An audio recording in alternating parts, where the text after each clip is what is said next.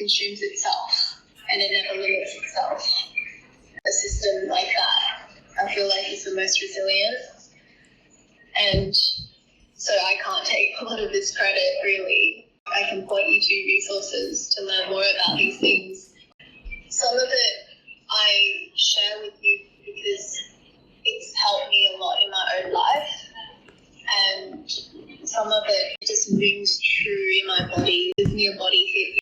When this comes back to the history of being so fascinated about our bodies, like kinesthetically and our body intelligence, when we get what my mentor calls a body hit, it's kind of like that. Deeper than the gut, it's the cellular intelligence that we just know something is more true. I believe every living thing has that level of connection, everythingness. I mentioned that I call God. It's this massive interweaving web of pure connection and love, even the nothingness that's in between the everything. It's all encompassing. I just don't have a better word for it for now.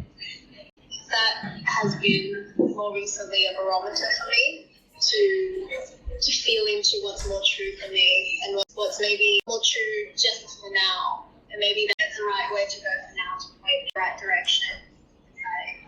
Go on this journey of truth seeking. And that also relates to the adventure. The travel, I feel like, is really such an adventure. Something that doesn't make mishaps wrong, because an adventure is only exciting, is only worth doing when there's a challenge, only worth doing when there is friction and tension and disagreement and discomfort and pressure that forces us to grow and polish it into diamonds. We do so much for falling into ditches, right, and getting lost. It's just such a beautiful analogy that's so freeing. Freedom is also one of my top values, freedom, in all the sense of it, and that includes free will and choice. The interconnectedness makes us so free. So yeah, that's why I also choose adventure. So that was the adventure one too. I'm looking at the website, evolutionary adventurer. Systems amalgamator. If you wanted to ask me my vision of my future, yes. There's a couple of things to that. Sorry, you were saying? I just said yes, please. Well, evolutionary, each of these words means something to me. Like, evolutionary is a big one. Evolution happens with or without any about, like, what I believe or what I think is true, what you were. You said evolution happens with or without, the will of a human, or the will of a being that's conscious enough to will something. So I can say that I'm changing systems for humanity and creating a new game that we're playing, and that in the landmark communication course we talked about levels of truth, and one of the seemingly tangible layers of truth is the societal agreements. The societal agreements that money is worth any value is just an agreement. And at that level of a system, which is closer to a paradigm but is still small enough to contain, like if we introduce everyone to different narratives, we can shift that layer of truth. But even then, when we see humanity and, let's say, our knowledge is one book for this, all of humanity, what we have access to, what is recorded, right? And then before someone wrote that book, before the first page of that book, we just don't know what happened before then, but maybe in the fire are ashes of 10 books before this where humanity did go extinct. And humanity's tried this maybe 10 times before, right? Figuratively. And on a macro scale, maybe this is our next evolution. And maybe it's okay that we fail and we make mistakes and we have a World War III and all of these things. Maybe it's okay that we're completely confused and being manipulated into believing a certain history, or just completely ignorant. No one really knows. We're just taking on a narrative that's made up. But either ways, I have this strong sense that we're moving toward a direction as a collective that's way outside of humanity, right? All of the dark matter that we call dark matter, within that is dark matter that's even darker, which means we just don't know what we don't know what we don't know. Within all of what we can conceive that exists and doesn't exist, I believe all of that is moving toward something that is more whole, becomes more true, more real, more defined, yet undefined in a way that becomes more perfect. And micro scale, this promotes a certain level of attachment to what happens just this year or this 100 years or this 100,000 years. But if we can see on a much bigger scale, then that level of attachment, especially the level of attachment that causes so much suffering, doesn't have to be there anymore. That's just a really easy way that I found a logical brain hack over it. So evolutionary, in terms of the systems amalgamator, like on a micro scale, I really care about humanity.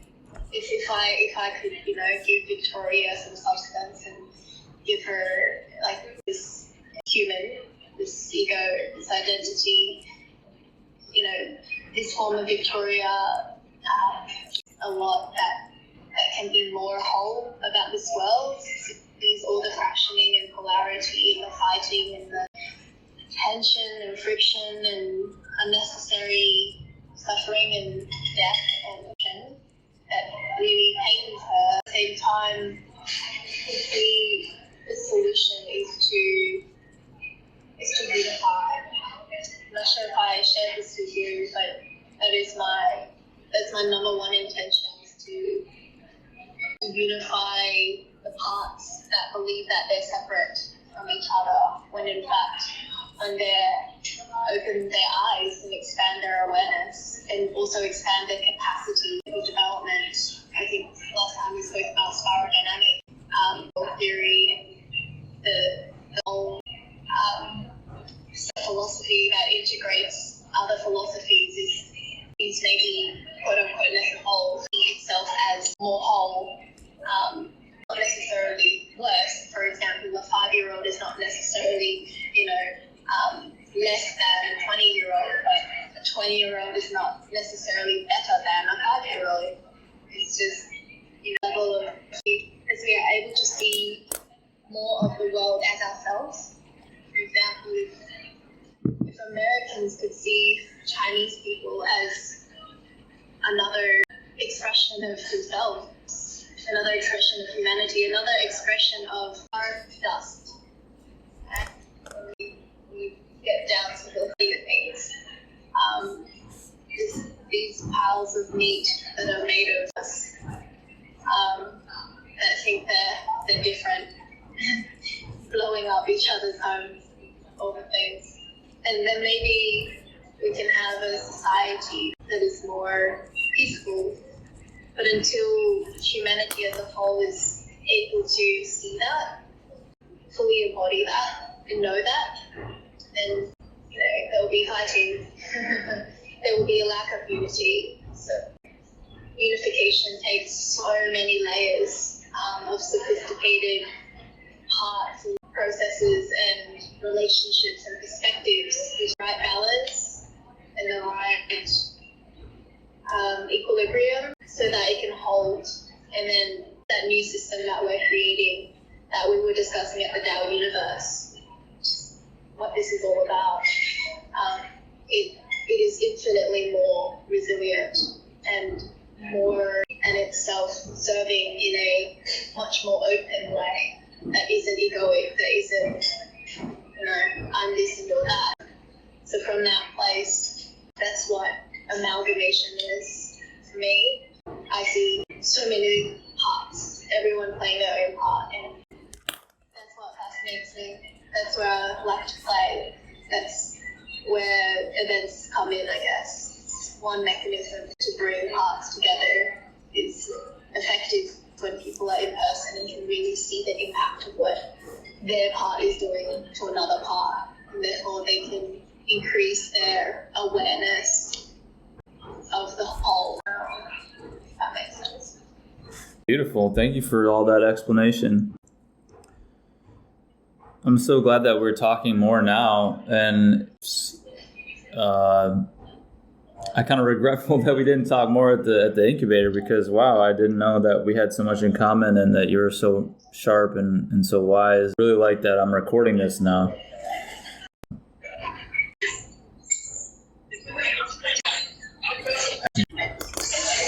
Asking, not often people are curious enough to really listen, and I appreciate the space to share, and I like that you're recording as well. Like at some point, I would have amalgamated enough to have a lot more to share.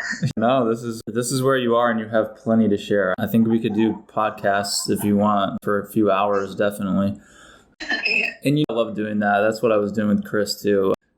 I like interviewing people and I like speaking with, so it's one of my passions. If you want to, we should totally do it.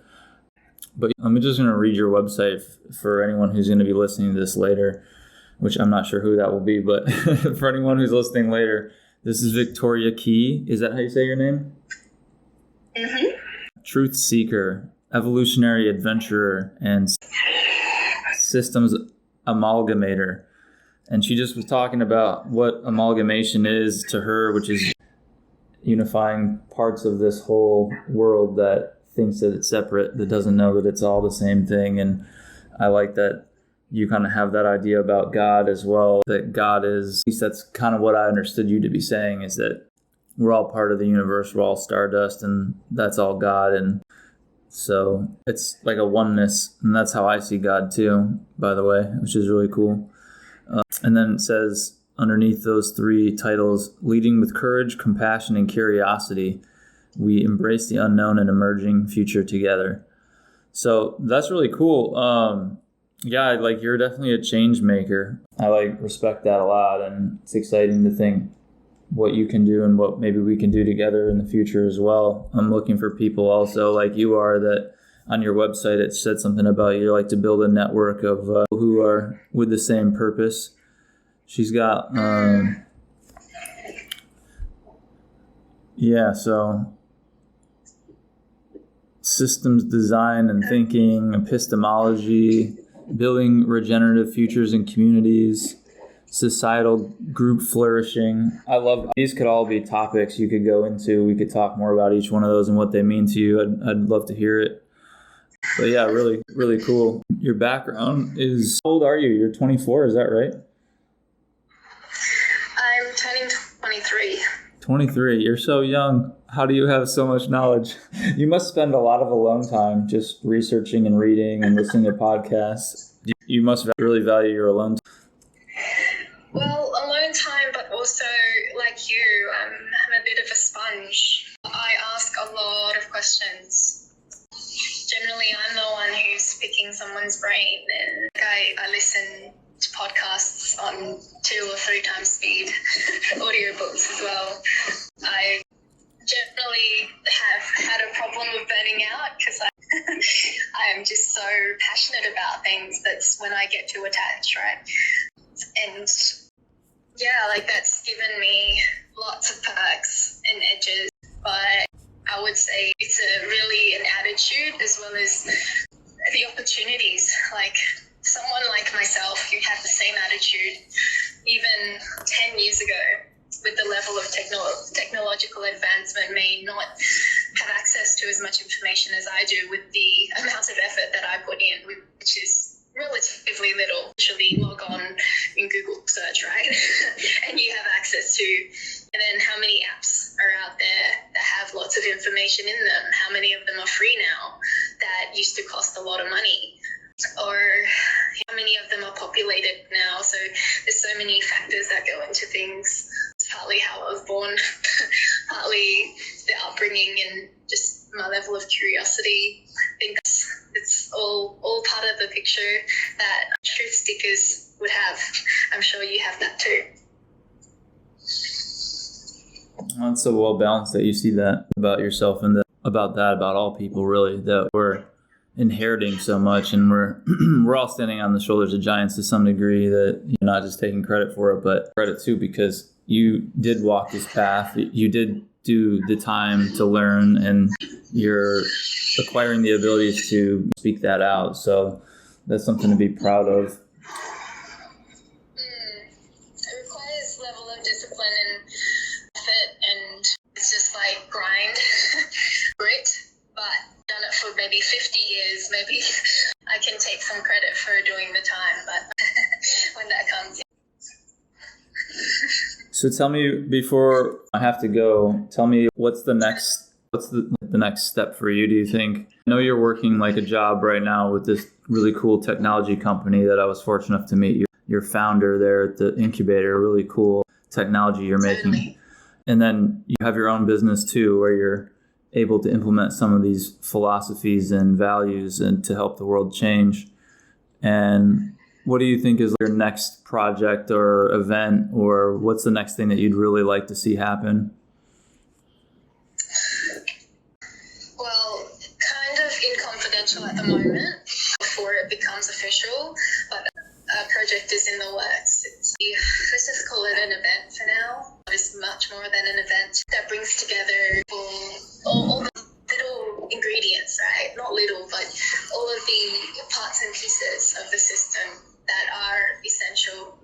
Obviously, we can't do it thoroughly the first time, but we do have a lot of pieces, such as the technology, the resources, such as money and time, and projects like your project, DAO Universe, other projects that have founders and people behind it that will implement, and the technical know-how, kind of like people, subject matter experts, people who have studied specific systems for a long time, people who are inventing new economic systems, new knowledge-based systems, new, for example, you, the history and science and all the areas, education, technology, health, all of it plays, and co-creating together the new solutions that the world needs. And it's going to happen anyway, but how can we make that so effective? How can we remove the barriers to collaboration and true co-creation? And without strong leadership and facilitation and governance, it's not able to be done in a really secure way, in a regenerative and sustainable way, and also a way that is so at the core of it, so pure, so innocent, so real, so true. I've recently been loving the word uncorruptible, but I think that's a bit strong. But that's what we're going toward. Systems that have a level of sophistication that make it so robust. So designing the mechanism to collaborate, this is what I was talking about in the incubator container.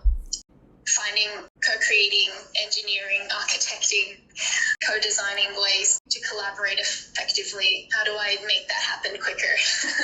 Basically, this is what I'm up to, and this next project, maybe in the next 6, a bit more, might come to life, and we'll see. It could be, at the moment, anywhere in the world, but we're looking at US, Mexico. Oh, so cool. Definitely keep me informed, keep me up to date on when that comes out. I'll be interested to hear everything about it. I'm sure you will. And I'm sure you will hear about it too. Okay. You know some people who are part of it, so. Oh, now I feel jealous. I'm left out of it. No, it's super early stage. So, Okay. When it forms more legs that I can share, then absolutely, for sure. Cool. Well, cool. Well, I'm going to stop the recording here.